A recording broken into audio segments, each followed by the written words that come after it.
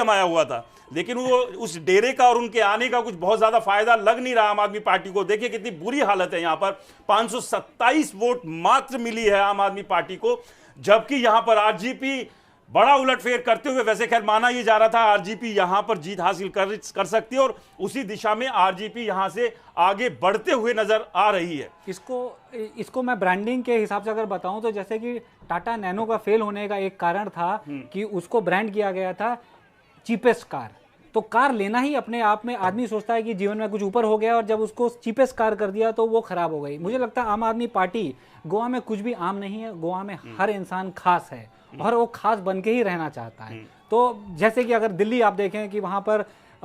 Auto वाले जो बाहर के लोग हैं, यूपी से पलायन करके, बिहार से पलायन करके, तो आम आदमी पार्टी को जो कोर वोट बैंक है जो आम है, गोवा में वो नहीं हो पा रहा है। गोवा में जब केजरीवाल जी आए भी तो उन्होंने एक प्रेस कॉन्फ्रेंस में कहा कि मैं तो जा रहा था और मेरा कोई प्लान नहीं था, फिर भी मैं टैक्सी वालों के पास रुका उनके मुद्दे समझने के लिए, उनसे बातचीत करने के लिए। तो मुझे लगता है कहीं ना कहीं उनकी पोजीशनिंग जो है गोवा में कमजोरी पड़ेगी। तो ये काम तो राहुल भी बहुत करते रहे ना, वो कहीं भी जाते हैं टक से रुकते हैं, किसी ट्रक वाले के पास, किसी पंचर वाले के पास, किसी सैलून वाले के पास, और फिर ये ब्रांडिंग की जाती है कि देखिए आम आदमी के साथ कितना जुड़े हैं ये नेता। लेकिन क्या इतना सब करने से होगा नहीं कुछ भी, कि आप एक दिन आए और बस आप टैक्सी वालों के साथ बैठ गए, आपने बात कर ली और वो एकदम से भर भर के आपको वोट दे देंगे। एक और अपडेट हम अपने दर्शकों को देते हैं, यहां पर कलंगुट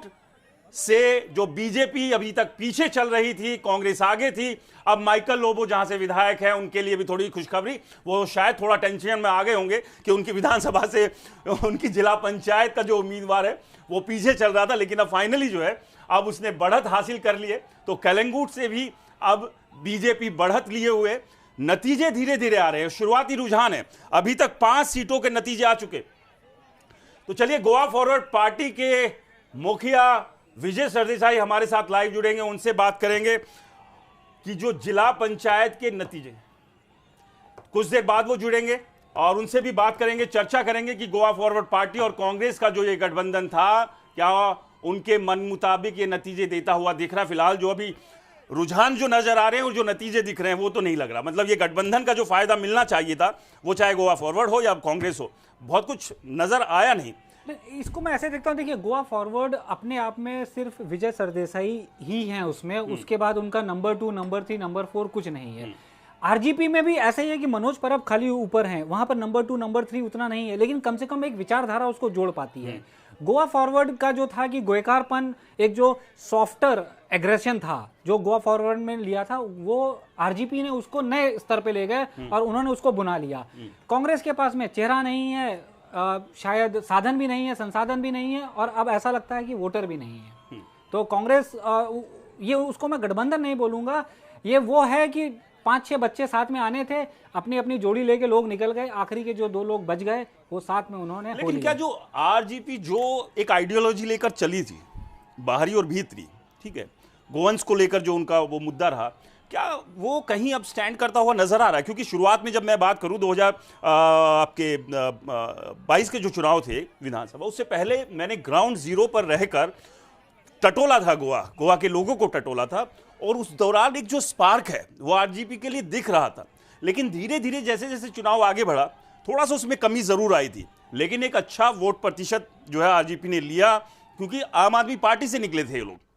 और उसके बाद एक अपने आप को स्टैंड किया। लेकिन उसके बाद जो अब ये नतीजे आए, नतीजे आने के बाद जो आरजीपी का जो एक स्पार्क था, जो लग रहा था कि जो जुड़ाव है, वो एकदम डिस्कनेक्ट हुए। आरजीपी के जो नेता हैं ग्राउंड से एकदम से गायब हुए, कई साल लगाए उन्होंने वापस आने में। तो क्या नहीं लगता कि जो ये बीच में एक जो डिस्कनेक्ट हुए गोवा के लोगों से, तो आरजीपी जो अपना एक आइडियोलॉजी लेकर चल रही थी, जो डिलीवर करना था और जिसने कनेक्ट दिया सीधे गोवा के लोगों को उनके साथ, वो टूटा। मैं इसको टूटा हुआ नहीं देखूंगा। देखिए, आपको इसको ऐसे देखना है कि अगर बिहार चुनाव में हम प्रशांत किशोर की बात करते हैं, भले बहुत जगह उनकी जमानत जब्त हो गई हो, लेकिन अगर आप उनका वोट परसेंटेज देखें तो लगभग 10% पहुंचना बड़ी, बीजेपी जैसी पार्टी को भी दशकों का समय लग गया। लेकिन आप समझिए ना, उससे फायदा तो बीजेपी को हुआ, क्योंकि प्रशांत किशोर को भी बी टीम के तौर पर माना, और जब भी इस तरह की नई टीमें आकर खड़ी होती है वो नुकसान करती है। अगर आरजीपी आम आदमी पार्टी के साथ आरजी चलिए सेंटा क्रूज से एक बड़ी खुशखबरी आरजीपी के लिए। आरजीपी ने एक सीट पर अपनी जीत दर्ज कर दी है। सेंटा क्रूज सीट जो जिला पंचायत की थी, यहां से आरजेपी के उम्मीदवार ने जीत हासिल कर ली है यहां पर, और एक अच्छे खासे वोट के साथ 700 से ऊपर से ज्यादा वोट जो है उन्होंने हासिल किए है, और यहां पर भी नतीजे साफ हो गए। अब बात करें हम 6 में से 4 पर बीजेपी है, 1 पर कांग्रेस है और 1 पर आरजेपी है। मुझे ऐसा लगता है ये जो आप इनको अलग अलग ना देख करके साथ में ही देखिए, क्योंकि भले ये इस बार साथ में नहीं आए हैं, और इसका कारण हम पहले भी डिस्कस कर चुके हैं कि इनको आपस में अभी भरोसा नहीं है कि तुम कितनी सीट लो मैं कितनी सीट लूं, तो इनको आप साथ में देखिए। आरजेपी का जो आपका सवाल है कि क्या डिस्कनेक्ट है, मुझे लगता है बिल्कुल नहीं, और ज्यादा कनेक्ट है, क्योंकि रोज बढ़ रहा है, गोवा बदल रहा है, और गोवा बेहतरी के हिसाब से नहीं, शायद गोवा इस तरह से भी बदल रहा है कि जो गोवा के लोग हैं अंदर, जो बाहर के लोग भी, आप गोवा आते क्यों, आप गोवा आते हैं सुख शांति और एक इस तरह का वातावरण देखने के लिए। आज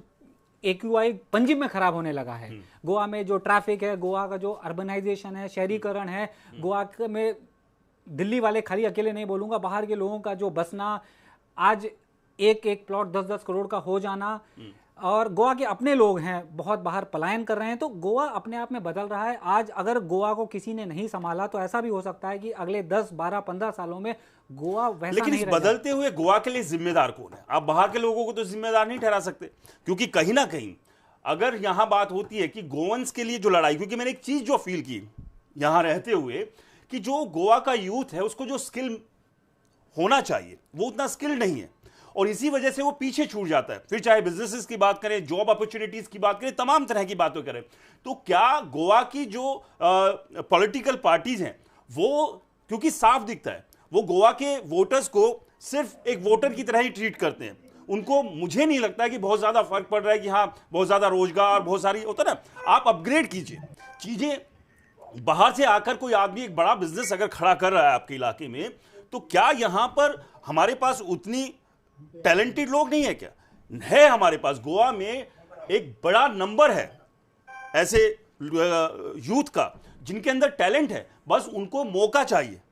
और अगर उनको वो मौका मिलता है तो वो किसी को भी पीछे छोड़ सकते हैं। मैं आपको एक एग्जांपल देता हूं, राज टीवी का ही आप एग्जांपल लीजिए। गोवा का पहला हिंदी न्यूज चैनल है, और गोवा के बहुत सारे लोग हम सब साथ में काम करते हैं, और जैसे उनको मौका मिला नेशनल प्लेटफॉर्म पर आकर काम करने का, आप देखिए एकदम से चेंज है। तमाम रिपोर्टर्स की बात करें, तमाम टीम की बात करें, तो अपॉर्चुनिटी चाहिए कि यहां पर सरकार को, तमाम जो लीडरशिप है उसको, जो यूथ है, यहां के लोग हैं उनको वो मौका देना होगा, क्योंकि आप अगर लाइन में पीछे खड़ा रखेंगे, जाहिर सी बात है कोई भी आगे बढ़कर वो जो सक्सेस है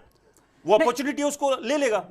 नहीं, गोवा में पलायन का एक मुद्दा है, ब्रेन ड्रेन की जो एक बात है, गोवा का जो क्रीमी लेयर है, जो बच्चे पढ़ लिख के अच्छा करते हैं वो गोवा के बाहर बॉम्बे, बैंगलोर इत्यादि से ज़्यादा ऑस्ट्रेलिया,